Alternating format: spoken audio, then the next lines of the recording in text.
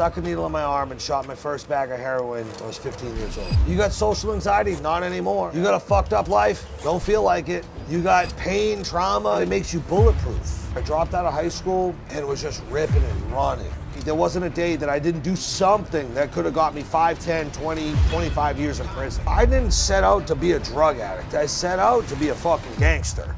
I love that shit. He was an ex-addict, sold his company for $115 million. Ladies and gentlemen, on your feet, welcome Mr. Eric Spofford. Police surround the neighborhood. They're looking for me for this robbery. I go in this closet because I think the cops are gonna kick the door in. Something told me to pray, and I'd never prayed before in my life. The silence, there's something about solitude. I think that's spiritual in nature, and that was it. What was it like the day the wire transfer cleared for $115 million? I got millions and millions and millions of dollars just in outer space somewhere, and I scrolled it one more time. Pow! Just a number was there. My life in this one moment changed forever.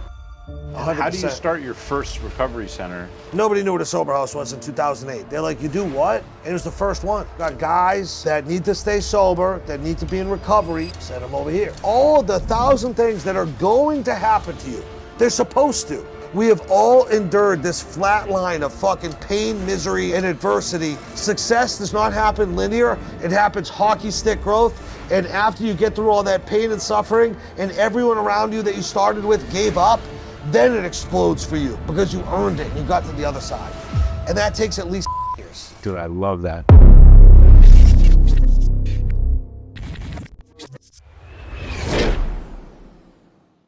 Before we get into this epic interview, I have one quick ask. Well, we've had the privilege of reaching millions of people on the show. The data shows that almost 80% of you guys who watch the show aren't yet subscribed. So if you could do me one quick favor and click that subscribe button right now, it would mean the absolute world to us.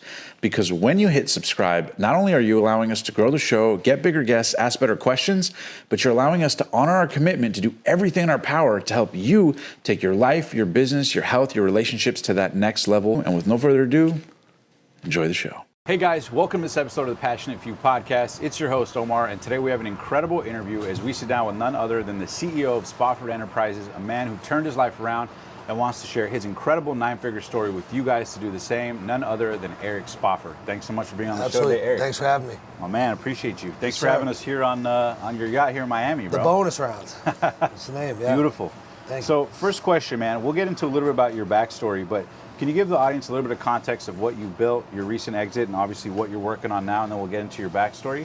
Yeah, just so absolutely. the audience can learn a little bit more about what you've done.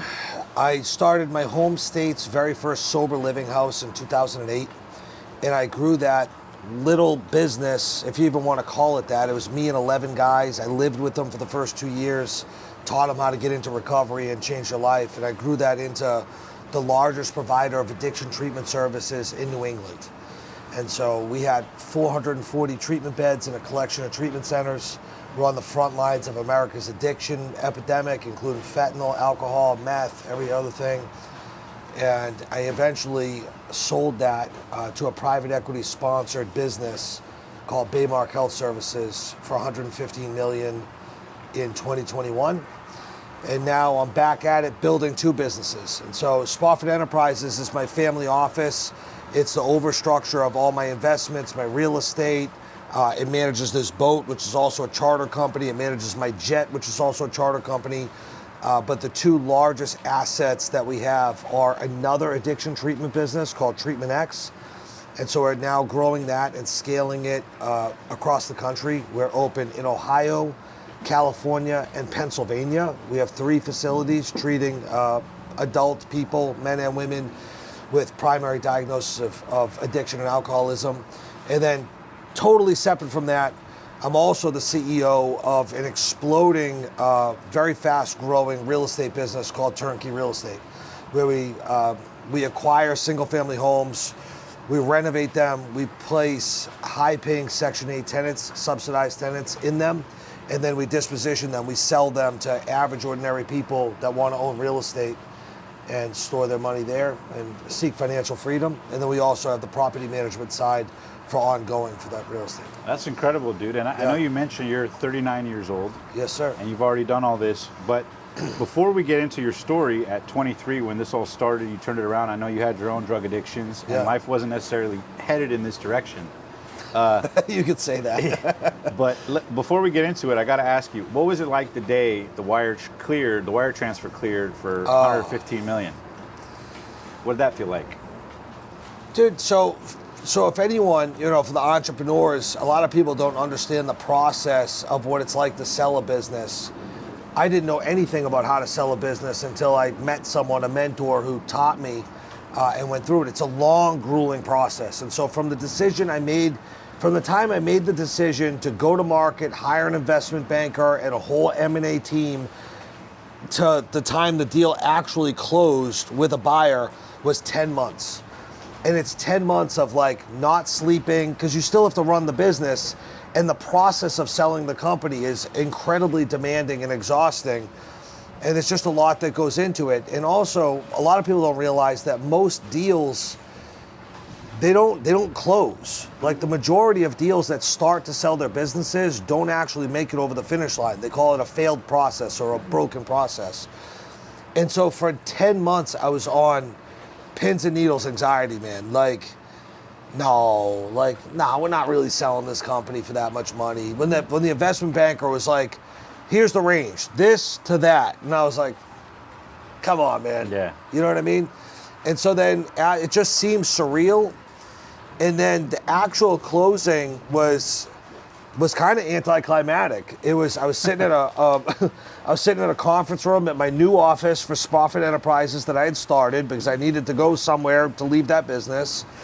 It was me and my chief operating officer, my right hand, Lori Boudreau. Got on the call at 10 a.m. It was 10 minutes long. It was bankers, lawyers, buyers, me, etc. And they sound off.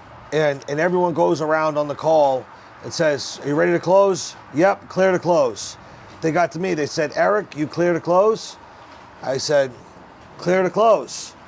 And they were like, all right. Congratulations, everyone. The deal's closed. This is funny. They're about to get off the phone. I've never done this before, right? Yeah. So I said, hey, sorry, real quick. They were like, what's up? I was like, when do I get my money? They were like, the wires have been sent. You should see it by the end of today. Yeah. So then for the rest of I don't remember what I did all day, dude. I literally think I just moved around, refreshing my online banking app over and over and over. But I remember it was 5:30 at night, and I was honestly kind of pissed. Because I'm like, yo, banking hours are over. It's after 5. Like, am I going to have to wait till tomorrow? I'm not going to sleep tonight. Right. I got millions and millions and millions of dollars just zooming out, in outer space somewhere.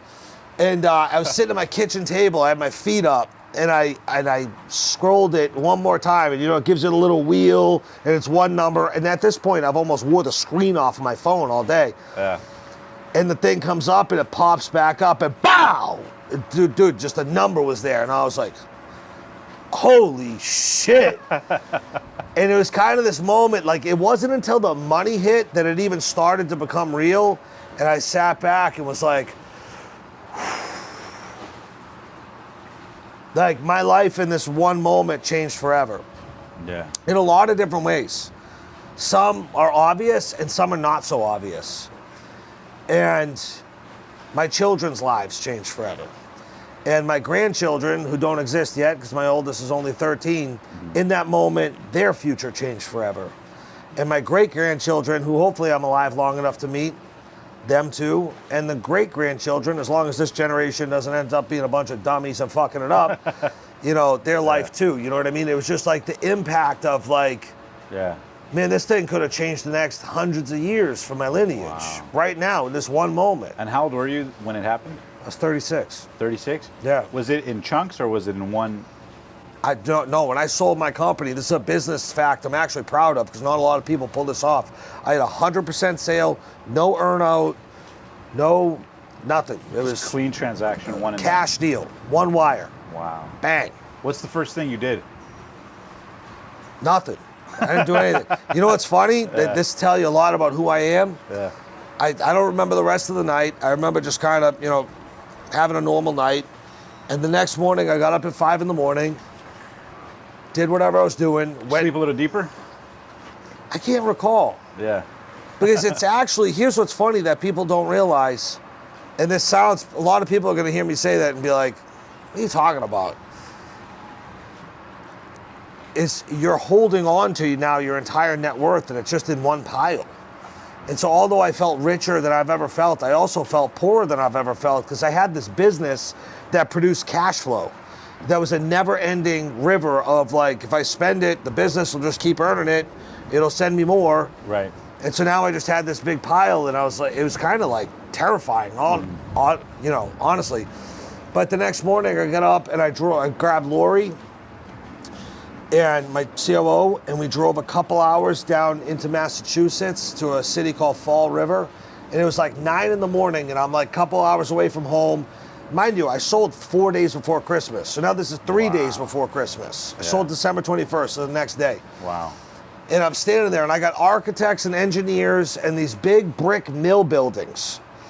And I got a cup of coffee, Dunkin' Donuts coffee, and I'm looking at it, and I'm talking to them, and because I'm thinking about, I'm doing the due diligence. I'm going to buy these buildings, and I'm going to turn them and develop into apartments. And Lori sits there, and I see her kind of have like this aha. And she looks at me, and she whacks me in the arm. And I look at her, I'm like, what's up? She goes, we're never taking a fucking day off, are we? I was like, probably not. Wow. You know, I think most people would have gone to an island or vacation or bought something. I just went to work, Really? Just Yeah. like that? Wow. Yeah, Now, just kept it going. Now, for the audience that doesn't know, you started that company when you were 23 years old. Yeah. But you went through your own addictions, right? And so for context, what is the company? Just so people who are wondering, like, what did Granite you sell? Recovery Centers Okay. is what I sold, and I sold that to Baymark Health Services that was sponsored by a private equity company named Webster Capital. Okay. And when you were 23 years old, can you talk a little bit about your story, your own addiction, how that ended up turning around? So first, let's talk about your addiction, and then talk about how that prompted you to want to start your own center to begin with. Yeah. I mean, that's a crazy story just on its own, even without everything that happened after that. I mean, I was one of these kids that was just a bad fucking kid, dude. Like listening to Tupac when I was in the 3rd grade. By the time I was in 5th grade, I was like picking up bags of weed and breaking them down and selling them, packing a CO2 pistol gun, a CO2 pellet gun, PB gun. Yeah. Where'd you grow up? Salem, New Hampshire, which is like 40 minutes north of Boston. And so essentially suburbs of Boston, right around the city. And hanging out with older kids, getting in trouble, getting in fights. Like, I think I still to this day hold the state of New Hampshire's record for the youngest individual charged with a drug sales crime. Not like possession, 10 years old. And yeah. Wow. Yeah, I was breaking down the weed and selling it at 10. I was in 5th grade at North Salem Elementary School, and I sold to a kid named Garrick Pelletier who got caught, and then he set me up, ratted me out. I still fucking hate him. You're like the kidding. Sandlot. Yeah. I'm like, still hate that crazy. guy. I was kidding. No, but I took my first pinch, got arrested at that time, and then, as it went on, that turned into other drugs. Other drugs turned into Oxycontin, ecstasy, crazy stuff. What drove that? Was there chaos in the home, or you were just like a rebel kid? No, chaos in the home. You know what I mean? It was a crazy spot to grow up, for sure. And I don't know. I mean, in all my professional work in treating alcoholism and addiction, I see kids come from great homes and end up terrible. And I see kids come from terrible homes and end up great. So, can I blame it on that? I don't know. It's a fact of my life, for sure, but so I don't know what caused it. Environment, too. Had a lot of older kids I looked up to that were all doing this stuff, and, I wanted to be like them. I thought they were cool. Yeah. Listening to gangster rap, hanging out with the older kids, trying to show off, be a tough guy, be cool. And so by the time when I was 14 years old, I got addicted to Oxycontin. This is 1999. And then 6 months after, having an OC habit, OCs were they came and went, and they're hard to get at times because of course they're a prescription pill, and it was very early on in the opioid epidemic. And so there was a girl that I loved, and her dad was a heroin dealer, And she ended up starting to use heroin before I did by like a month maybe. And so I ended up switching from OCs to heroin with her dad at 15 years old. You started doing heroin at 15. I stuck a needle in my arm and shot my first bag of heroin with her in her dad's basement. Her dad sold me the dope. I was 15 years old. Oh, shit. And you know, my life, when I look back at it, it's really defined by a lot of like moments where like, fuck, right here, everything changed. Yeah. Dude, that wire hit, everything changed. Right. That moment, I remember it like it was yesterday. I remember the color of the couch, the apartment, like I can literally close my eyes and see it, see her and see him. She's dead now. God, you know, rest in peace. I miss her a lot. And that moment changed everything. Like the rush of heroin hitting me. And like I was so high, I threw up everywhere just from being on too much dope. Went nodded out, was all high and shit. And in that moment of time, I just knew, I was like, I love this. Like I love this a lot. Yeah. And I'm gonna do this a lot. What was it about it? The relief, the escape from reality? Dude, heroin is like this euphoria that like just takes away all the world's problems. You got social anxiety? Not anymore. You got a fucked up life? Don't feel like it. You got pain, trauma, you got worry, anxiety, you don't like, it just cures everything. And it makes you bulletproof. And in the beginning for heroin addicts, like me, it's fucking fun. Like people never see the heroin addict and like they don't really start to cause a lot of attention. It still starts to get bad. Right. And it always gets bad. But in the beginning, like, you still have your shit together, you're like, still look okay. Yeah. Your life's still going the way, you know, you planned it. Not for long, but for a little bit it does. And that was it for me, man. And quickly thereafter, I dropped out of high school and was just ripping and running. And so I was selling drugs on the street, doing street shit, getting in a lot of trouble. Every day was a walking fucking felony. Every day was a life sentence, dude. And then I look back, I think about like day over day, like, God, literally almost every day, there wasn't a day that I didn't do something that could have got me 5, 10, 20, 25 years in prison. And like, somehow, like, you know, God's greatest. What was driving that though? What was driving that? What was underneath that? Was there something you were trying to escape, pain at home, identity with the kids? I don't know about pain at home. No, like I was a cool kid. I had a lot of friends. I was chasing popular. The high. Yeah. I just loved it, dude. Like, yeah. I just loved it. The rush. And I loved the rush. I loved the drugs, but I also, besides the drugs, I loved that criminal life. Yeah. I loved the lifestyle. Like, there's a line in Goodfellas, I think it's Goodfellas, where he talks about like, he wanted to be a gangster. Yeah. Henry Hill, you know? Yeah. I relate to that. Yeah. And you know what's funny about it though, Omar, is that God's got his own plan. You know what I mean? So I didn't set out to be a drug addict. I set out to be a fucking gangster. I loved that shit. I loved when I walked in a room that I had respect. I loved that people feared me a little bit. I loved that they knew that I was fucking crazy. Dude, when I was 12 years old, I'd shoot you right in the face with a fucking pellet gun. Yeah. 12 years old. Yeah. Like, fucking out of my mind, bro. Crazy. Yeah. And so I loved that. And if it wasn't for heroin, I probably would have been like a gangster of all gangsters and ended up catching a life sentence. But like God saw otherwise. And so God, like it's funny, the perspective, like, is heroin the worst thing that ever happened to me or the best? Can make an easy argument it's the best. Right. Because it brought me to my knees. Hey guys, we'll get right back to this video in a sec, but first, I have a quick question for you. Given that the e-commerce industry is growing by the trillions year over year, have you ever dreamed of owning your own e-commerce business like many of the guests we've had on the show, but maybe you feel stuck on how to start? Well, if so, you're not alone. The truth is, starting and setting up your own online store can be incredibly time-consuming, complicated, and get expensive. Not to mention the hassle of researching top products and staying on top of market trends that make you money. Lucky for you, that's where today's sponsor, StoreBuild.ai, comes in. With StoreBuild.ai, you instantly get a free custom-built AI-driven store loaded with 20 winning products and a custom theme that can help you generate sales. All you need to do is head to StoreBuild.ai, enter your info, then simply sign up to Shopify for free, choose your store's look and feel, and voila! They'll send you your custom-built store ready to generate sales. The whole process is lightning fast. Whether you're just starting out or want to grow, StoreBuild.ai makes launching an online store easier than ever. So why wait? Visit StoreBuild.ai and in less than 5 minutes, you could have the e-commerce business you've always dreamed of. Thanks to StoreBuild.ai for sponsoring this video. And now let's get back to the show. And so by the time I'm 17 years old, I'm strung out bad. Like, I'm a full-fledged junkie.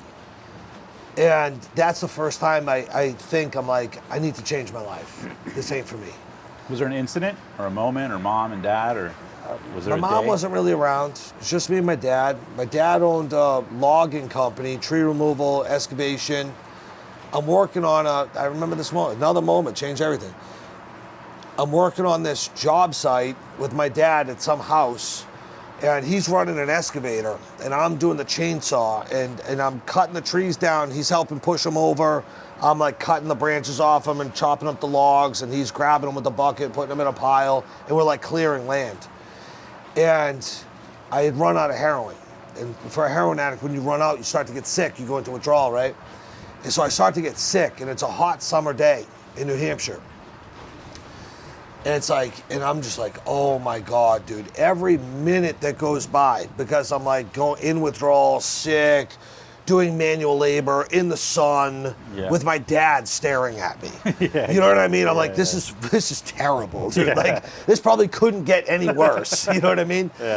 And I just said, it was like halfway through the day, and I was like, I can't do this for another second. And I shut the chainsaw off and put it down, and I walked up, jumped up on the track of the machine, and talked to my dad, and I said, Dad, listen, I gotta tell you something. He's like, what's up? Like, it's the middle of a work day. He's like, what do you want? And I'm like, I'm addicted to heroin. And my dad, being like this funny New Englander, right? Like with a sense of humor, just sarcastic as they come. He's like, you can see he's visibly upset, but trying to like make light of it. He's like, well, I guess that's a little bit of a relief because I thought you were just fucking stupid. And it was funny for like 30 seconds. And then like reality set in, and we went back to our house and opened up the phone book and started to find like some help. And that's the first time I ever went to detox and tried to get clean. Wow. Next 5 years, dude, I tried to get clean more than 100 times. In and out of detoxes, in and out of sober houses, halfway houses, rehabs, jail, getting arrested, going to AA, and just, dude, doing everything I possibly could.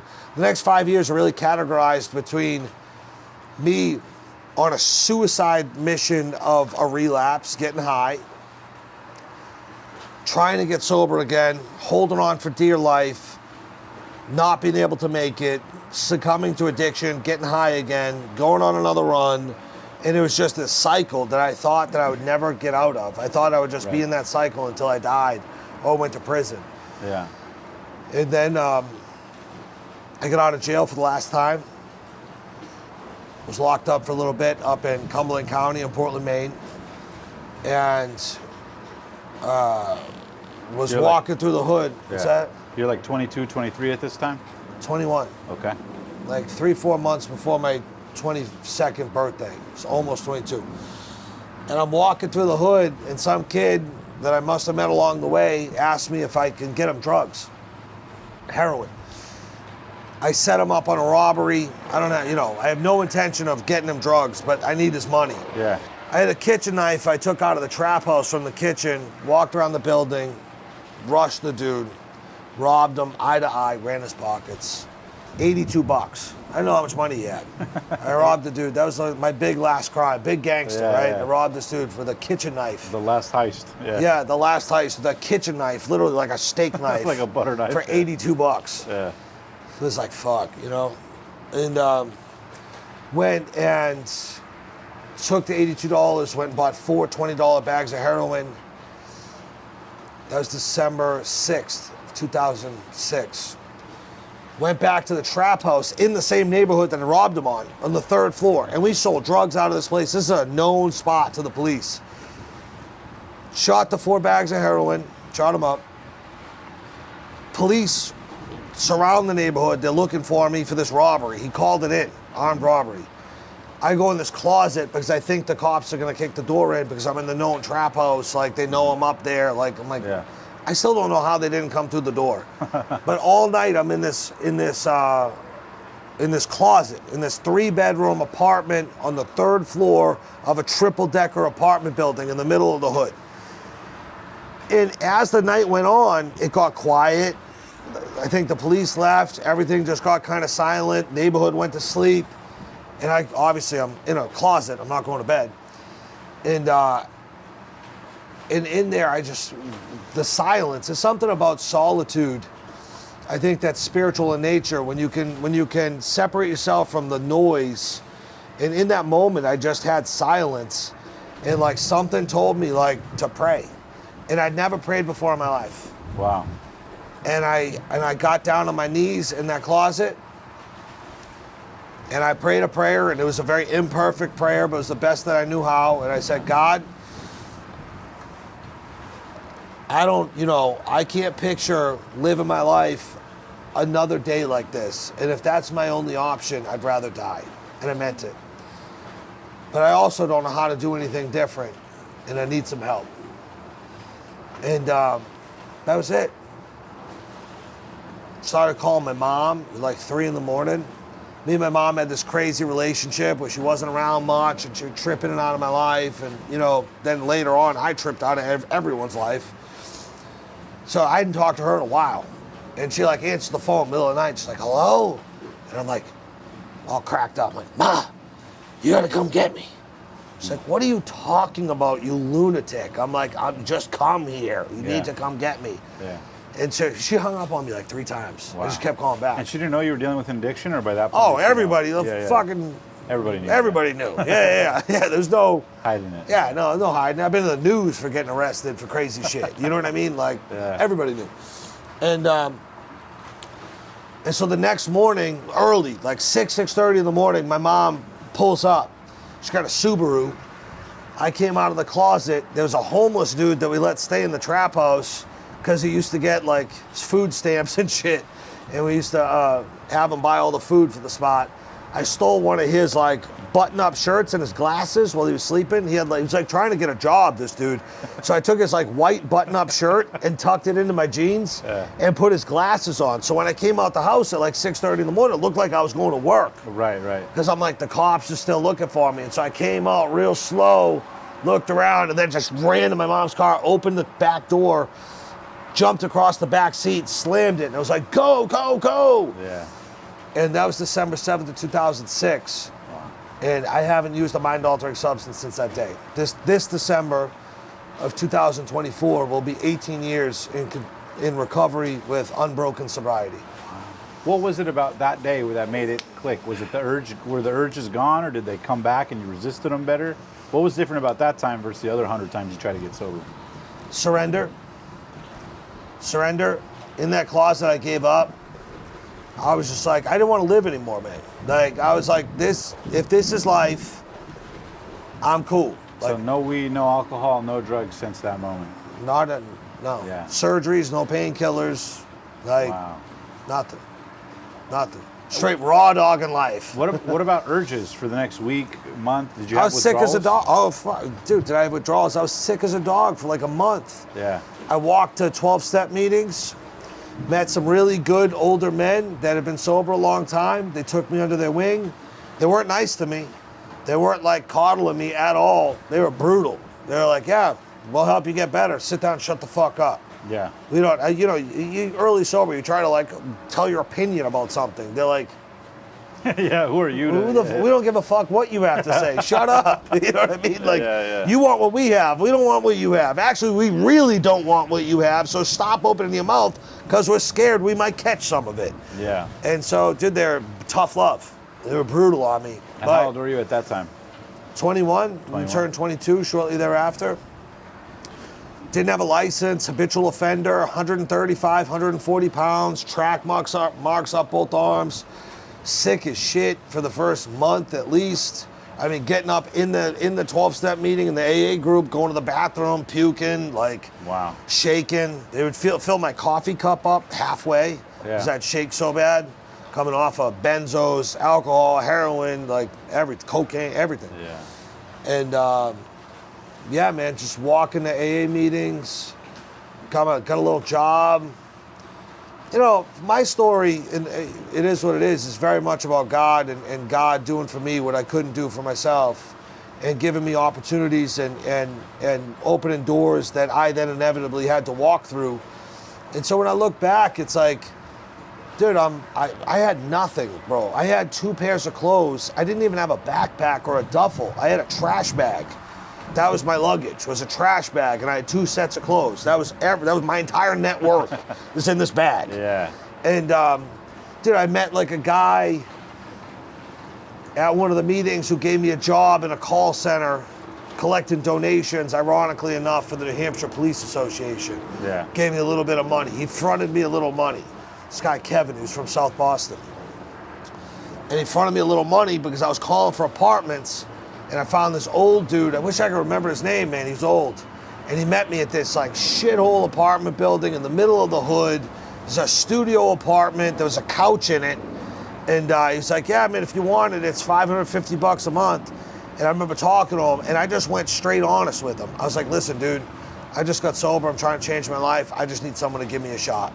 Yeah. And that dude let me move in with 2 weeks rent and $100 towards my security deposit on a $550 a month apartment that the dude who just gave me a job lent me. Wow. He was like, bro, I'll get this couch out of here for you. And I was like, don't worry about it, sir. Like, leave it. That's the only piece of furniture I actually own now. And so I moved in with just that couch and I got some blankets. I slept on the floor. Like, it was a big deal for me when I got enough money to get like a mattress and box spring on one of those stands, like a real bed. Yeah. It was months. Yeah. Sleeping on the floor for months, doing recovery work, trying to better myself. And I was pumped when I got a gym membership and a George Foreman. I was like, it's over now, baby. George Foreman Grill. George Foreman Grill in the little trap apartment, man, with, you know, discount family packs of chicken, walking to the gym, walking to AA meetings. So did the gym become your new addiction, or did you find yourself like substituting that intensity or that high initially for other things? It's been, I mean, recovery was the answer to my addiction. Fitness in the gym and working out has been a steady thing for me that's really helped along with it. It's been part of my recovery process. So it's helped anchor you. For sure. And then 100%. How do you start your first recovery center from having no experience of being in that situation to then what would lead to the big business? Hey guys, quick question. Have you been enjoying this video, but you're thinking to yourself, man, I love this content, but I want to learn how to grow my brand or my business? Well, if your answer is yes, you're not alone. In fact, millions of entrepreneurs deal with this exact same issue. And it's something that I've learned the answer to from interviewing 7, 8, and 9-figure entrepreneurs around the world. And this philosophy that solves all that is a concept called who, not how. Now, the who, not how philosophy states that anytime you're stuck on the hows to get to the next level in your life, your brand, or your business, that there's always a who to help you get there. And it's for this exact reason that I'm super excited to announce that I've officially launched our brand new Passionate Few community to help you do exactly that. And yes, it's 100% free. Join me and the thousands of other entrepreneurs that can help you make your life, your business, and your dreams a reality. With no further ado, let's get back to the video. Well, I mean, I wouldn't say I had no experience because I stayed at plenty of them. You know what I mean? You're on the other side of the fence. Yeah. When I was staying in them, I was like looking at them going, how many guys they got in here? How much are we all paying a week? Damn, this guy's cleaning up. He's doing all right. Started doing the math. Started doing the math. So I was looking at all that, and then when I got sober, I was like, man, I want to open one of those. And so 2 things happened. One, I'm an entrepreneur. I've been a drug dealer. I've had sold this, sold that, had a hustle the whole time since I was a little kid. And I got really passionate about helping people. And so I just put them together. And so I worked, saved up some money, went to my dad, asked him to co-sign. He thought I was crazy. I was like, Dad, because it didn't exist at the time. Like, it's not like now, like, you know what a sober house is, right? Yeah. Nobody knew what a sober house was in 2008. They're like, you do what? Yeah. They live here, they pay by, you know what I mean? And it was the first one. So my dad helped me get the first property. How much did you need down? Do you remember how much you needed to start? I remember we had 50 grand put together and we bought the building 4 Union Street, Derry, New Hampshire. People can look this up. I always like to drop the little facts for all those little fact checkers. So Yeah. like, you know. So it was a single family property? No, with no, a no. It couple- was a multi-family property. It was like Multifamily? three apartments on the property. Okay. And I bought it for $150,000. It was foreclosed by the bank. That thing's like worth like 800 grand right now. But, anyways, and then dude, again, like God just shows up over and over. Like, I go to my home group, the meeting that I'm a member of, which is a men's only meeting, and I'm telling them what I'm gonna do. And there's a dude there that's working for a furniture distributor that distributes furniture to colleges and the military dorms. He says, hey, Eric, they're moving some warehouse. There's a bunch of stuff in this warehouse. If you want it, as long as you can get it out of there, it's all yours for free. And so I rented a U-Haul, went down, got all the furniture for free to start this thing. I mean, I couldn't have Planned it any better, yeah. Oh my God. And I moved in, and then I started talking to the rehabs and the jails and be like, hey, listen, this is what I'm doing. If you got guys that need to stay sober, that need to be in recovery and don't have a place to go or need a good place to go, that's what's up. Send them over here. And so the first guy showed up, and the second guy showed up, and then all of a sudden the place was full. And how much were you charging at that time? I think like $150 a week or something. And you had no experience at this time other than the experience of being a tenant or like being I've somewhere- never had any experience doing anything that I've ever done before I went and did it. It's true. Yeah. I'm a 15-year-old high school dropout. I still don't have a GED. Yeah. I haven't been in a classroom since I was 15 years old. So the balls that it took for you to like start it and actually talk to your pops, get the building, all that. Mm-hmm. What was the drive inside at that time? Was it to make some money, or what was the? I wanted to help people and I wanted to make some money. Were you scared of it? Were you just like balls to the wall, or? You No. just figured F it. Just fuck it. Go You for know what it. I mean? Yeah, Yeah, all in. Okay, and then you go, and then very quickly you fill it up, and you start to cash flow, or what happens from a business perspective that makes Yeah, you go? not "Ah." that much. I mean, Yeah. the funny thing was I started the business and the perspective of being in them and counting the dude's money that owned the ones that I was in, then owning it myself. And I was like, how much is oil? Heat for the winter? Insurance? Yeah. And so it didn't really, it wasn't a great business originally because the first couple of years it didn't even make any money. I lived there. It paid for some of my life stuff. So I got a free apartment in the back of the building. So I got to live kind of cost-free. Rent-free, yeah. It made my car payment for me. And maybe a couple other things, I forget. But like I wasn't like making money. I was still working. I was still cutting down trees every day. At that point, I had gone back to doing that type of work. And then I opened a second one. Still didn't make any money for a while. And then I started to grow upon that. I opened an outpatient, which provided therapy type services and medical services for the clients. And then I started to make a little bit of money. Then I made a little more money. And then I just kept figuring it out. And then most of the business model, correct me if I'm wrong, is that a lot of times the tenants of these sober living properties are paid for by like the government, right? Like the government pays for them, or is it individuals privately paying for them, or is there different? Commercial, verticals? some of it they paid for, like the housing they paid for, and then the treatment services their insurance companies paid. Okay, gotcha. And then just being in it, you'd learn this stuff little by little on it. Yeah. Figured it out. And then how does the income start to change? Like, ballpark high level for you, when you start making money, you're like now in your mid to late 20s. Like First few walk years, us I don't through make that. any money. Okay. I'm still cutting down. I make money, but not through this business. I'm Right. cutting down trees, doing work, and hustling. And then I open the outpatient, and I grow the business to a couple sites. And then by the time I'm like probably 26, 27, I make $1 million. A year. I made my first $1 million. Yeah. And so I started at 23, so 3.5, 4 years in, I started actually making money and then made my first $1 million in 1 year. I forget which year it was, 2011 or 12. And I made $1 million that year. And back then, it was like, I remember calling my dad. So I don't know, you just work and making the money, put it in the bank, and you know. Yeah. And I remember going over it with my accountant. I called my dad. I said, Dad, I made $1 million this year. He's like, no shit. You know what I mean? Like, that's crazy. Like this wild little idea that you had, and you know, here you are. You made $1 million. Yeah. It's nuts. And then you keep growing it at that point? Yeah. And then what is it that you start doing differently, start scaling, your confidence starts building? Or I start to what build. shifts happen in you as you're sober and now have this newfound success and momentum? Like, what's going on internally in you at that time? Dude, it's one, you have to become, like, I had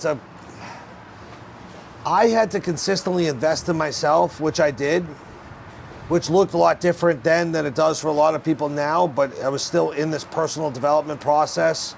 And I think a lot of personal development is such a buzzword that's all played out. Another way that I like to describe what I did was obsessive self-education. And so, like, I haven't turned the TV on, dude, in 17 years, almost. Like, I watch a movie here and there if other people want to. I read books. This last weekend, I sat on this boat. I just read a book, cover to cover. That's what I did. That was my weekend. Other people are out here in Miami doing whatever the fuck Miami shit they did. Yeah. I read a business book, cover to cover. Which book? The last one I read was How to Make a Few $Billion by Brad Jacobs. You know that book? No. It's a great book. You should read check that it book. out. You guys should read that book too if you like business. Yeah, this guy, he built 7 multi-billion-dollar businesses. You know when you go to buy a construction site and you see they've rented equipment for it, it says United Rentals? Yeah. It's one of his companies. He gotcha. started that. Built 7 multi-billion-dollar publicly traded businesses. Wow. This guy. Brilliant book.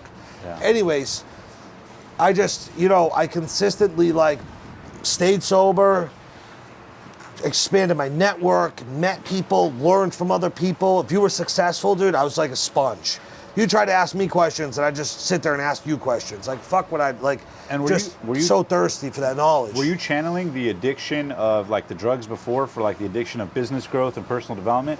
Like, I don't know, man. I mean, people have asked me that 100 times, but it's just, I'm intense. Yeah. And, you know, when I did heroin, I was all in.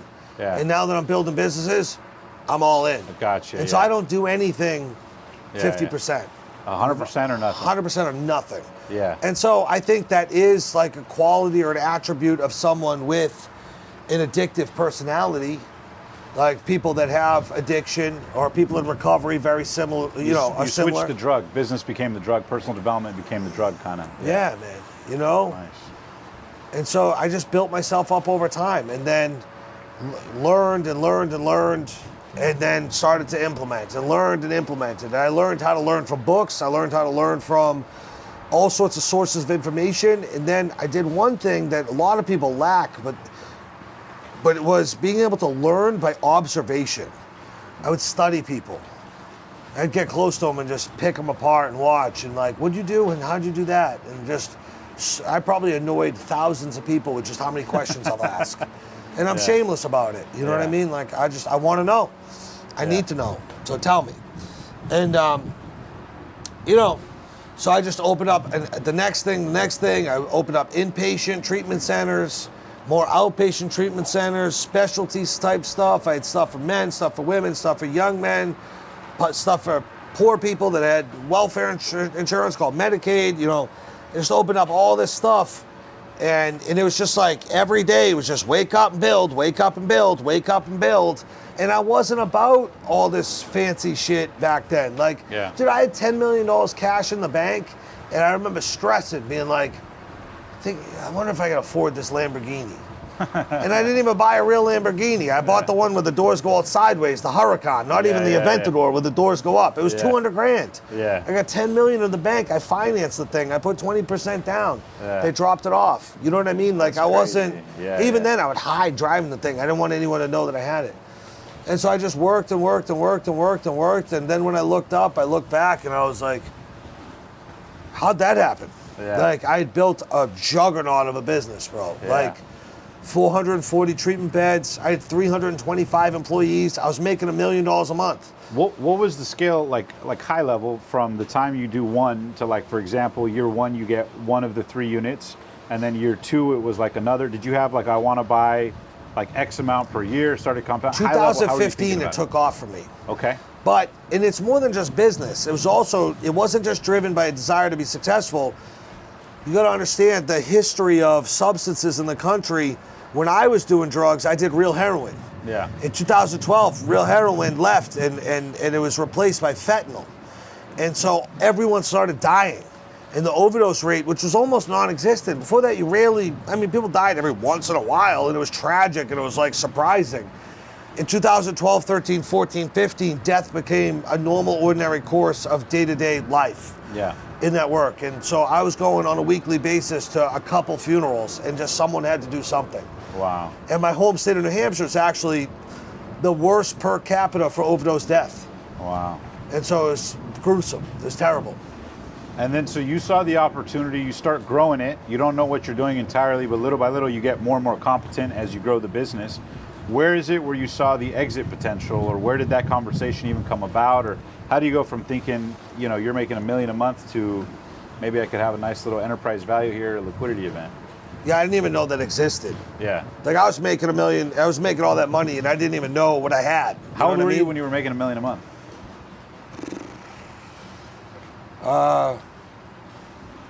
Probably early 30s, 30, 31, 32, 33. That's Started. crazy. And how many facilities at that point did you have? A bunch, a lot.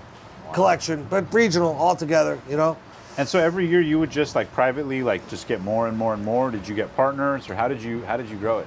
Was it all you? I bootstrapped it. There was so much of it was dumb luck and just figuring it out. Yeah. But now, I'm so much more sophisticated in what I know about business. Like at the time, because you got to remember, I started in 2008. It was the start of the recession. Yeah. And so you couldn't borrow money. There was no banking. There was no debt. Yeah. And so as I went, I was like, well, I'll just earn the money, and I'll use this money that I'm earning to start the next thing. And so I say that I was making $1 million a month. Most of that money would get pumped back into the business to grow the business bigger and bigger and bigger and bigger and bigger. Right. And in 2000, so here's a valuable lesson. People talk about get in the room, proximity is power, right? All this stuff. That is very true. That's one of those cliche things on the internet that I actually really believe in. And what I did was, there's this one neighborhood in a town called Windham, New Hampshire, which is a very nice town, probably the nicest town in the state. And this one neighborhood they built, and it was the nicest neighborhood. And when I was living in that little $550 shit apartment, the first car that I got was a car I bought for $400. It was a 1989, I think, Volvo, 4-door, 4-cylinder, total junk bucket. And I still smoked cigarettes at the time, and I used to go pick up one of those giant Dunkin' Donuts iced coffees, and I would I'd never even heard the word manifest at this time. This wasn't cool back then. Yeah. Instagram didn't exist. Yeah. Facebook didn't exist. But I would go to that neighborhood, and I would get out of the car, man. I would sit on the hood, and I'd sip that coffee, and I'd light a Marlboro. And I'd just look, and I'd be like, someday I'm coming here. Someday, man, I'm going to live in this neighborhood. I'm coming right here. And, dude, fast forward, 2015, I buy the biggest house in that neighborhood, the nicest one. Damn. And 15,000 square feet, 9 bathrooms. And I like that because Lil Wayne has that song. It's like, I got 9 bathrooms, I got shit all day. Yeah, exactly. I don't know why they like that, but and I buy that house. Buying that house put me in the right neighborhood with a bunch of neighbors. Yeah. And here I am, like, looking the way that I look with all these. You were headed out at that time? Blasted, bro. Yeah. Yeah, fully. So you were totally the outcast who came in and just 100%, dude. But I'll talk to 100%. Yeah. But I'll talk to anyone. Yeah. You know what I mean? Like, people look at me and probably think I'm not that friendly, but then I'm like, hey, what's up, man? How you doing? They're like, fuck. So I got to know everybody. And I'm out there walking my dog one day, little French bulldog named Chino that I had. And I see my neighbor Joe. And Joe's like all happy. I'm talking to him. I'm like, what's up? He's like, oh, Eric, man, listen, I sold my business this week. I said, this is 2017. I lived in the neighborhood for 2 years. I said, what do you mean you sold your business? And he, it's his business, so I won't put it out on the internet, but it was $hundreds of millions. Wow. And I was like, what industry? Could you say what industry? healthcare staffing. Okay. And I was intrigued, and I was like, what are you doing next week? You want to get lunch? And so I did. I went and got lunch with them, and I was like, man, explain this selling a business thing to me. And he started to break it down. He taught me about EBITDA, investment banking, private equity, who they are, what they do, what they look for, like all the fundamentals, dude, I learned for the first time at that lunch. Another moment changed. I was like, all right, I'm gonna do that. And so that's when I started like focusing, and that's when I started obsessively self-educating myself on mergers and acquisitions, private equity, investment banking, doing deals, professionalizing a company, and just became a sponge in that. And then, believe it or not, Joe opened a family office with all his money that he made from that sale, and he ended up being the first investor in the business.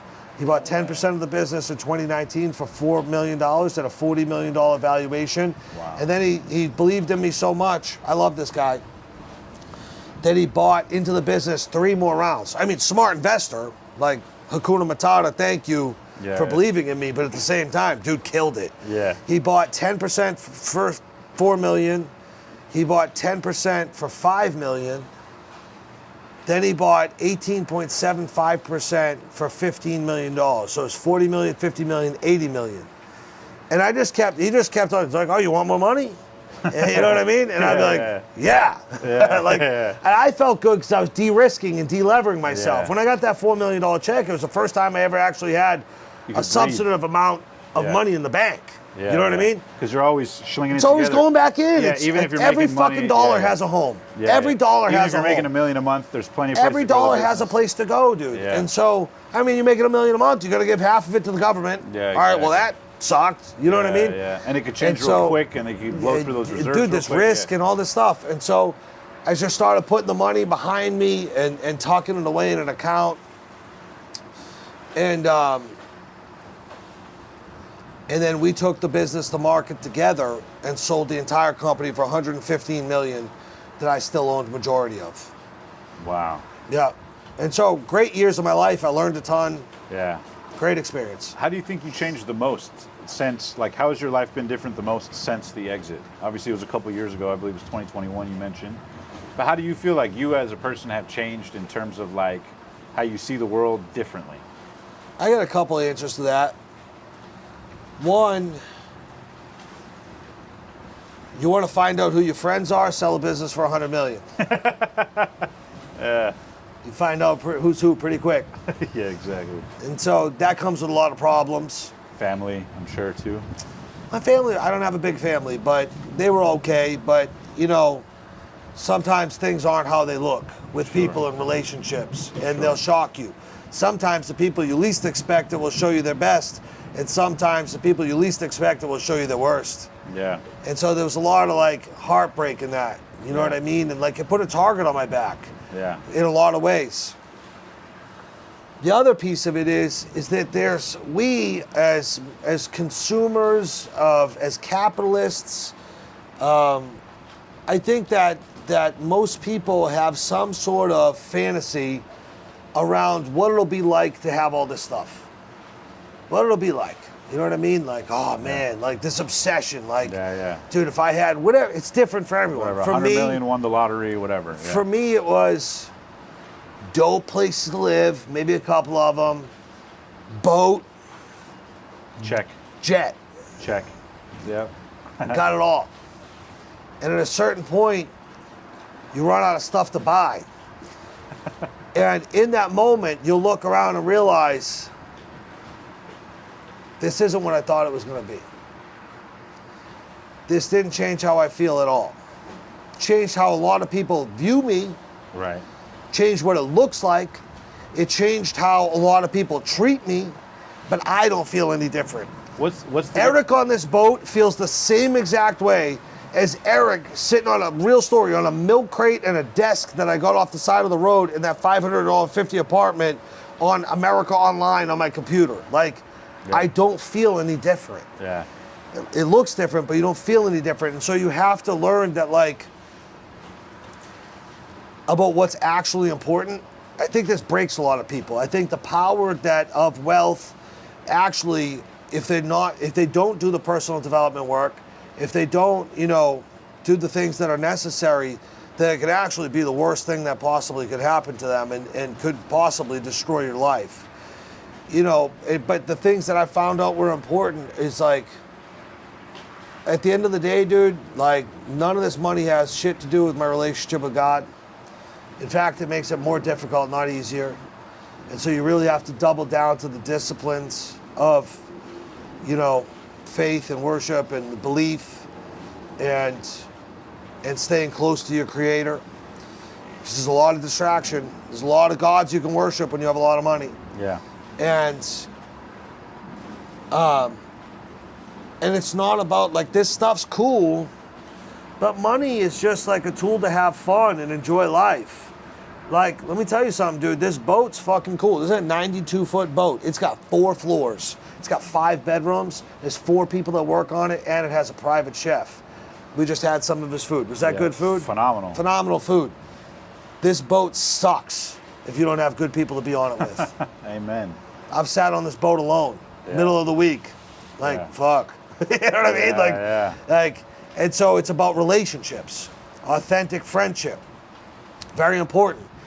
And then the other thing that I learned that I think is a key takeaway that I don't know that I would fully know in my heart of hearts unless I had had the experience. Like, I don't know that someone could have told me this, that the process and the journey is the fun part. Yes. The process and the journey is the fun part. Like, there's a piece of me that I had a period after I sold my company where I got a little depressed because it's like the music stopped, the party stopped, the lights went on, everyone went home. Yeah. I had the greatest party of all time, but it's over. Yeah. And now you're by yourself. And now you're by yourself. And then people can't with relate a bunch to of you. money. Yeah. Bro, when I was at that closing table, and it isolates you. Yeah. There's a lot of people treat you differently, and you're like, I don't feel any differently. They're like, well, we feel about you differently. So and then so many say it. You're like, fuck, are they right or am I? Yeah. So you have all there's these a lot of, you have to find out who you are. Yeah. You have to recalibrate. I did, and so I got a little depressed in that. You know what I mean? Like when I was at that closing table and they did all the sound off. Dude, my phone, if I took my phone now off of silent, I don't know how many text messages and messages on Teams and emails and shit that I have just from sitting here with you. Yeah. It's stacked. Yeah. At that time, it was also stacked. I sold 8 minutes later. I looked. 8 minutes after I hung up the call, I opened my phone and I had my work email, like Eric Spofford at graniterecoverycenters.com, whatever it was. And it was like, please enter your password. And then I realized I'd been removed from every group chat associated with the business. And my phone the next day was silent. Wow.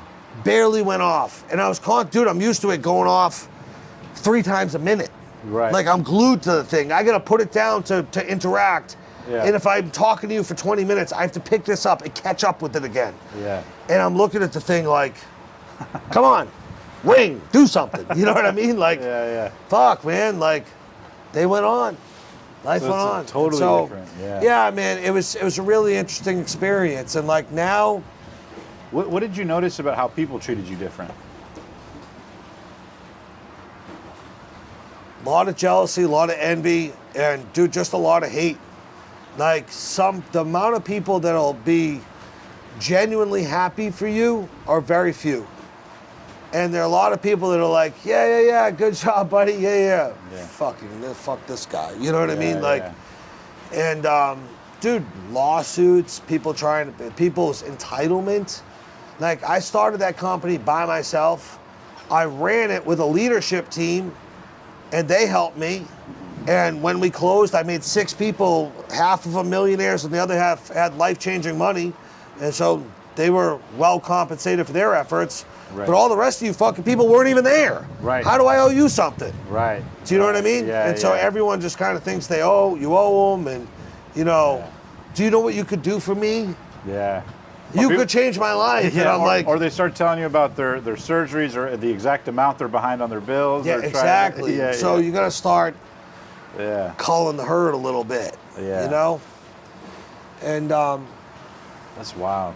How about in terms of like when you look back on the business, what are things you would have done differently? Not from the perspective of changing, but from the perspective of like things you thought were the right way to do things versus not. Like you mentioned before, you thought you had to earn cash to reinvest in the business. You don't know about leverage or debt or any of those things.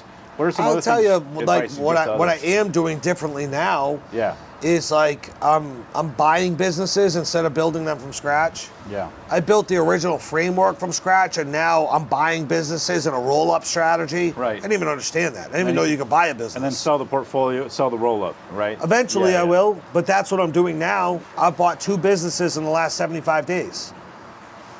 You know? Yeah. And so just, you know, business, there's different levels. You know what business is like? It's like martial arts. Like, I was like white belt, trying real hard, getting my ass kicked.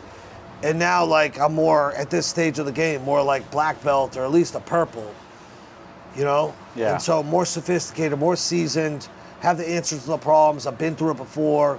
I have a lot more information, a lot more resources. I understand strategy better. I know a lot more people. My network is larger. What's the biggest mistake you think most entrepreneurs make present day? Because you get questions from a lot of them. What do you think the biggest mistake most entrepreneurs make, or most people who kind Actual of struggle business forever owners? and never actually break through? Yeah, Most entrepreneurs that own businesses, this may hurt some feelings, don't actually own a company. They're self-employed with a high-paying job and they work for themselves.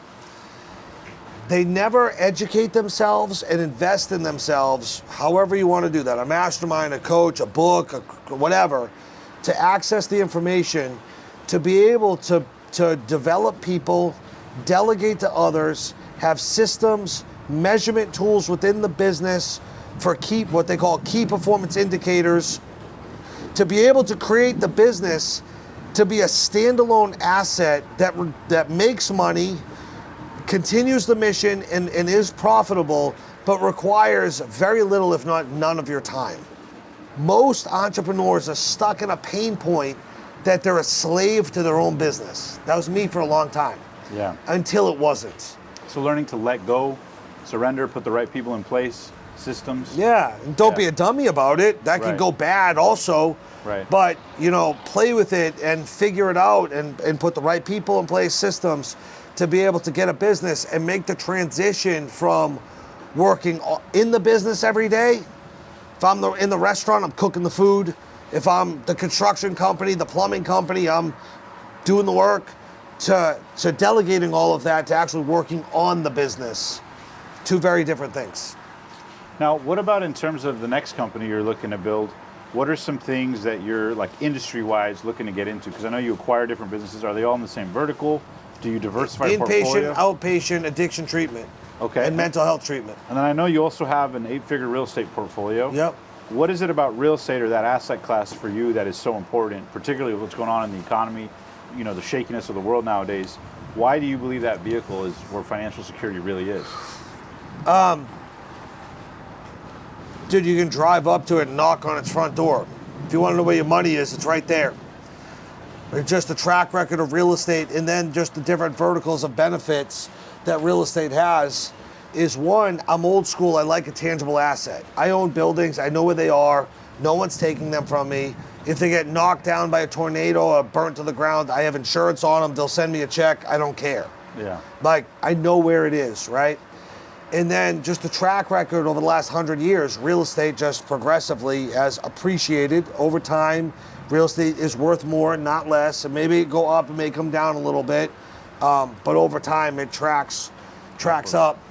Depreciation, which a lot of people don't understand, is that in real estate, you can set yourself up as a real estate professional and take the expense of the building that you buy and write that down as an actual expense against your earned income. And so I can offset the profitability of whatever I'm doing as long as I legally meet the criteria to be a real estate professional with acquired real estate assets through accelerated depreciation. And so all of that, to simply say, is extreme tax benefits. And then the other piece is, and I think it's indicative of how the powers that be see the asset classes, is leverage. And by leverage, I mean you're able to borrow money on it. If I have $1, I could buy $4 worth of real estate. If I have $1 million, I can go buy a $4 million building tomorrow. If I have $10 million, I can buy a $40 million building. It's guaranteed I can get a 75% loan if I have 25% to put down. There are other programs so you can have less money, right? And you can put down more if you want. Can you go, if I wanted to go buy, I don't know, stock in Tesla, was the bank going to lend me 25%? No way. Absolutely not. If I wanted to buy stock in Bank of America, would Bank of America loan me money to do so? No. No way. It absolutely would not. Crypto, can you borrow money to buy crypto? No. No, you can't. And so it's a compounding interest of, it's also exposure. If I buy a Bitcoin or a stock, I have to own 100% of that stock and 100% of that Bitcoin. Follow? And if it goes up, great, it goes up. But my $1 had the exposure to go up to $1.10. Yeah. Right? If there's a 10% increase. If I buy real estate and I put my dollar into the real estate and I buy and it buys me $4 worth of value of the real estate through the leverage, if that real estate goes up 10%, I just made 40 cents. Yeah.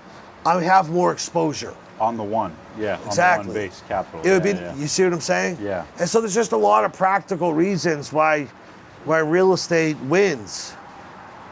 Now let me ask you this, switching gears here before we wrap up. For a lot of men and women who might be inspired by your story, see what you've done, and maybe they're the younger versions of you. Yeah. Maybe they're going through their own addictions, challenges, low points in life, and maybe they're in their own metaphorical closet, so to speak, to want to change their life. What would your best piece of wisdom be from being on this side of the fence, you know, having the success you've had, and obviously you still have more ambitions to do way more, you're still very young, but what would your advice be to that young man or woman around the world watching this who are maybe in their own metaphorical closet, who feel stuck or are trapped by their own thing and are looking for that X factor to get out, or that clarity or that vision or whatever it is? What advice would you give to them to start the seed or start planting the seed of changing their life and getting out of their situation?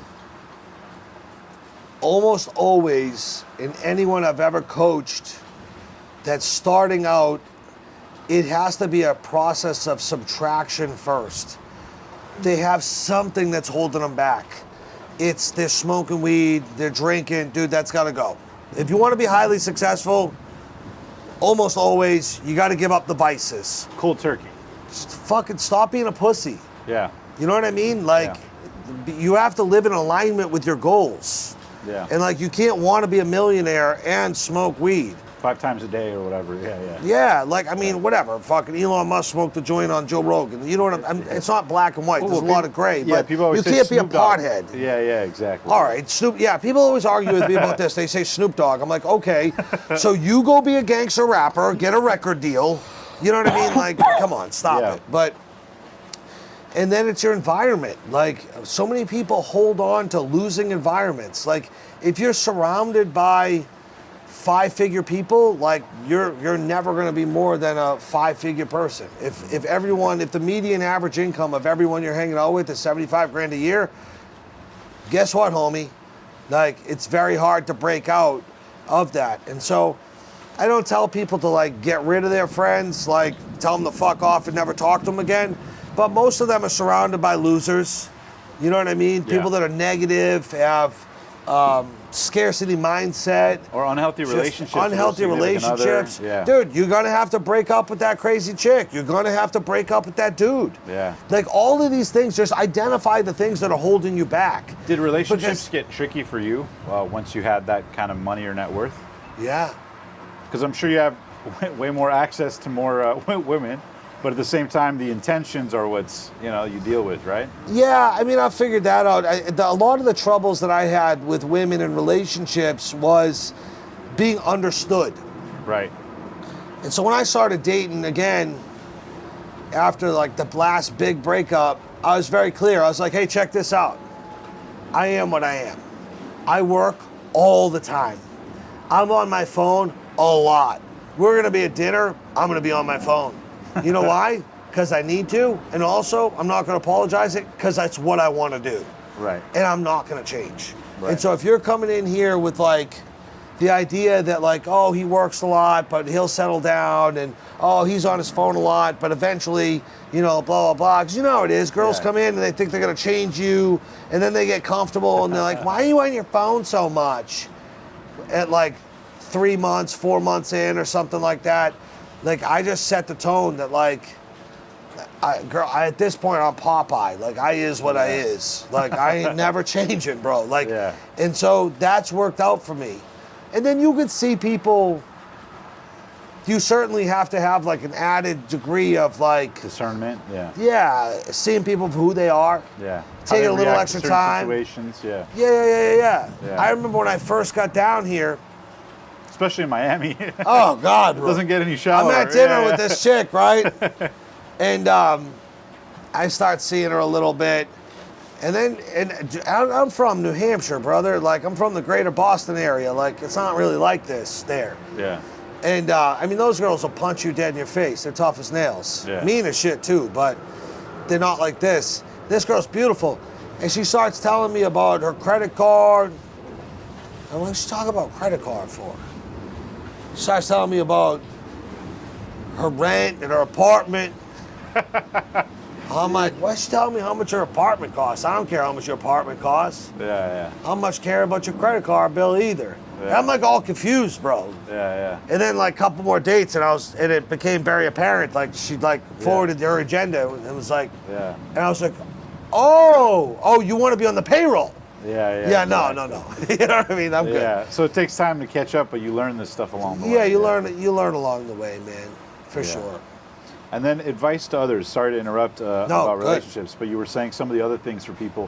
You were saying addition by subtraction. So step one is people got to start by eliminating things. Number two, they got to get in better environments. Because that will elevate your average. It elevates your mindset. Get in proximity to power. Any other final notes on that for people to start taking those first steps to change their life? Self-education. I think one of my superpowers that's not sexy and it's not like fucking people are all excited about it, is that I will, if I lock onto an idea or a business, whatever I need to know, I will obsessively learn it. Obsessively. Bro, let me tell you something. When I was obsessively learning accrual-based accounting, it wasn't fun. People these days like want to do, like, I want to do what I'm passionate about. I was having this talk with my 13-year-old son. I was like, he asked me earlier, this is funny. He asked me earlier, he was like, Dad, he likes fish, like in the aquarium. He has an aquarium. He's like, I want to get this one fish. It's like $130. Will you get it for me? And I was like, you're 13 years old, homie. No. Like, you need to work. You need to earn that money. He's like, well, if I get a job, I want it to be doing something that like I like to do.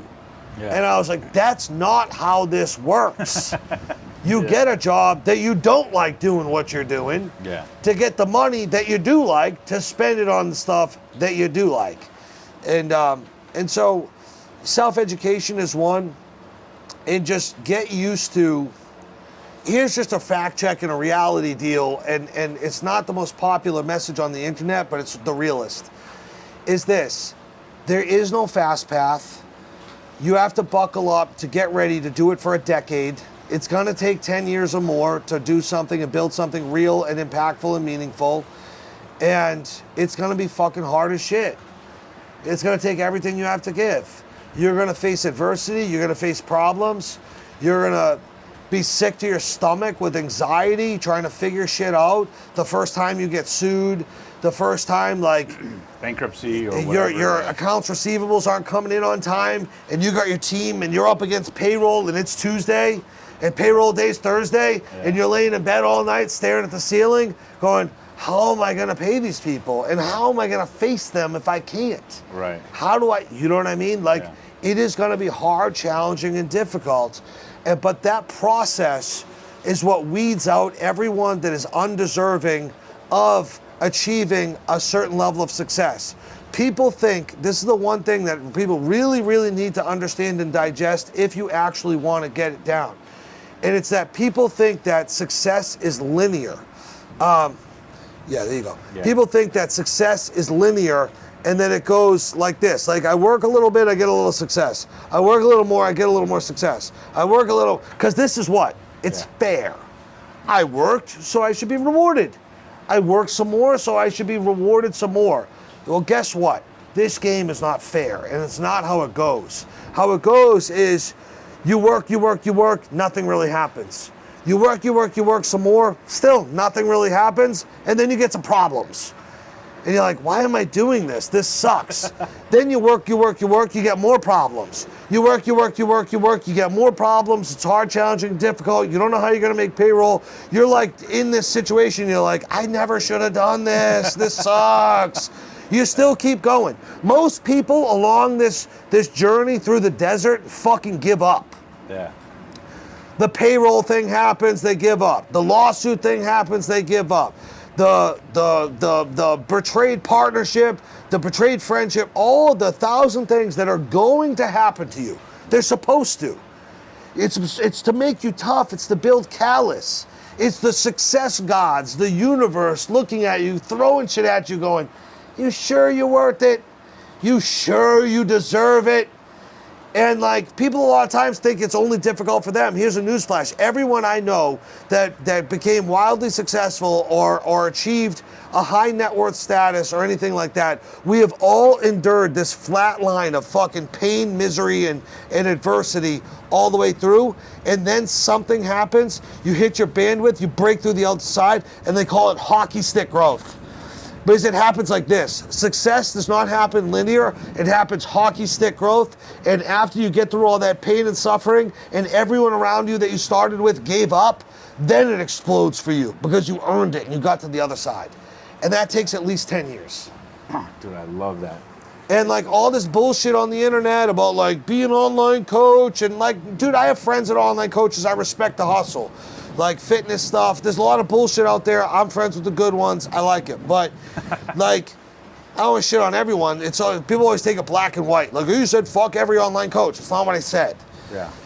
But like, there's just so much fraudulent shit out here that don't actually, like, dude, if I see another 22-year-old kid with pictures in Dubai and Miami standing in front of a fucking Lambo that's like a solar salesman, Yeah, exactly. I'm gonna kick him right in the fucking dick, dude, when I see him. Like, it's not real, bro. You know what I mean? Like, This is what it takes. And if we could just adopt that message and everyone could level set, like, bro, there's nothing wrong with bootstrapping a business and eating shit for 10 years. Like, I'm proud of it. You know what I mean? Like, and so everyone comes out and they think that they have to look great. And it creates such a fake atmosphere that I'm like, dog, you're like 23. So either your parents got money or you're full of shit. Yeah. Do you know what I mean? 100%. Like, 100%. And you know, I don't know. But that's just what's real. And so if you're starting out, you have to really, really calibrate yourself to like, am I ready for this mission? Is this what I actually want? Am I willing to sacrifice to that degree? Because the market itself, this game, this business, is the biggest gangster that has ever lived. Yeah. And it doesn't give a fuck how you feel. And it doesn't care how you want. And it will purge itself. And if you don't have what it takes and you step to it, it will fucking kill you like it has killed millions that came before you and will continue to slaughter people on a daily basis. Well said. Well said, man. Just true. And dude, there's nothing wrong with being a number 2. There's nothing wrong with being a number 5. Is this what you actually want? You know? Yeah. And for those that do want it, then you have to do it. Dude, beautifully said. Last question before we wrap up here, and we play a quick little game at the end. I want to ask you, and I know I asked you off camera, but are there moments where you're ever on your yacht or in your multi-million-dollar homes or in the jets or anything where you kind of look around and trip out and go, holy shit, like how did this actually happen? Like how did I imperfectly take one step in front of the other? Because other people might look at you and be like, oh, he has his shit figured out. He just knows what to do. You know, in the same way we might look at somebody with a 300-foot yacht and go, how the fuck did they do that? I'll never forget, I interviewed John Paul DeJoria, creator of Patron Tequila and the hair company. And Paul Mitchell. Paul Mitchell, yeah, no John Paul. And Austin, Texas. Yeah, exactly. Yeah, I knew his stepson. He actually owned some treatment centers. Small world. Very cool. Yeah. So when I interviewed him in his office, I'll never forget, I asked him off camera this, a very similar question. And he goes, Omar, all the time. And the big secret is I have no fucking idea what I'm doing. And he goes, but if you stay in it long enough, you realize nobody else does too. And so it's a matter of, like, even us, when we look at the White House or foreign policy or all these things, that we look at them as fixed things that are perfect, but it's all populated by imperfect beings who just have the confidence to say, I can do it, I can figure it out, and whoever does that long enough wins.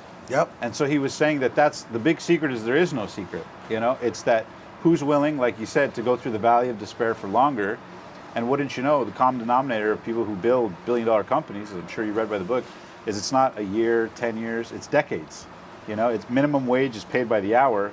Billionaires do it over a decade, 2 decades, 3 decades. Their time horizons are expanded. Yeah. So I'll never forget when he told me that, just to credit to your point, that it's a matter of putting one foot in front of the other. But yeah, that would be my question to you is, do you ever walk around and trip out and go, holy shit, how did little Tupac from New Hampshire grow up to have yachts and planes? And what would that young kid say to this guy here today? I don't know what that kid would say to him, man. It's, you know, that was a different world, but I trip out almost every day. Like, it just doesn't feel real. Like, it's like surreal. It's like, how the fuck did I end up here? You know what I mean? Like, Yeah. And then it's like, to your guy's credit there, like, you know, I don't know what I'm doing either. You know what I mean? Like, oftentimes I'm like, how did I end up here? You know what I mean? This is crazy. Yeah. And there's like this looming thing of like, these people all think I'm smarter than I am, like, or better than I am. And I'm like, when are they gonna find out? You know what I mean? When am I gonna get caught that I'm not really like this guy? And it's just like, it's just persistence and hard work. And like the ability and the willingness to figure it out. And dude, like, yes, I learned a lot. Yes, I had great mentors. Yes, yes to a lot of things. The most meaningful shit, bro, that got me here was the 100 times I had my back up against the wall and I fucking didn't want to come out of the house the next day, dude. I just wanted to call it quits. The times where I thought, I'm like, I could sell this big house, I could do this, I could get a little place, I could get a job, and life would be a lot easier. And I just wanted to give up. But I fucking didn't. And the rest is history. And that's it, man. You know what I mean? Like if you're in this game, there are going to be times where like you just want to give up. It's just hard, bro. Like, I've been through a lot of stuff. Yeah. And you know, I think where the value, when I look back, I guess that's a good way of saying this. When I look back, where the value was most created was the moments where I wanted to, but I doubled down and said, nah, fuck that. No, not giving up. Ed Milet said something very similar. He said it was those moments where nobody showed up to the meetings, nobody showed up to the business, the bank accounts are empty, and you're right about to give up, and then you go, you know what? Fuck it, let me double down. Yeah. For no reason. Yeah. No reason other than just pure aggression. It looks totally insane. You know what I mean? But in retrospect, it was those moments that made the difference. When everybody else that's had given up. 100% true. Well said, my Yeah. man. Well, Eric, thank you so much for sharing your story. Thank you. It's Appreciate been you having incredible. Any final words of wisdom to people around the world watching, listening, and want to learn more from you, where they can find you? Find me on Instagram. That's kind of my native platform. I spend most time there. And then just listen, you know, the one thing that I think is one of the most important things for every single person to understand is that in your heart, God gave you a mission. It gave you who you're supposed to be, what you're supposed to be, what you're supposed to be doing, and who you're supposed to be doing it with. I think that each and every person has a calling. I know what mine is. I haven't known Omar longer than today, but here he is out here carrying a message, doing his work. It's your job to find out what that is and then execute relentlessly against it. And you may fail, and it may go bad, and it may blow up in your face, and it may be challenging, and it may be embarrassing, and like, yeah, all that stuff that you have built up in your head that's really bad, that may actually happen. And your own fear of all of those things typically is what holds most people back. But it operates from a place of ignorance, because if you had your own mortality and calibration and you really understood how short life is and how fast it goes by, And if you are not aware of your mortality here, but if you could take it from here and sink it down into here, you would understand that the most motivational, inspirational thing that I could possibly tell you is that you are going to die. There's going to come a period of time where you run out, that you're out of chances, you're out of opportunities. Every bullet in the gun has been shot. And you're gonna sit there in that period of time and reflect back on your life. And I assure you that the fear that you should have of living in that moment with regret trumps the fear of anything that could possibly happen to you in the pursuit of the shit that you were meant to be and meant to do. And so you have to do it. You don't have a choice. So. Oh man, God bless you, Eric. Bless. Thank you so much for coming on the pod. Guys, make sure to follow Eric. We'll put all of his links in the description down below. Make sure to like, comment, subscribe, and let us know what question you'd ask Eric. Who knows? We might just do a round 2 soon. Till next time, live strong, and we'll see you on the next inspiring episode. God bless.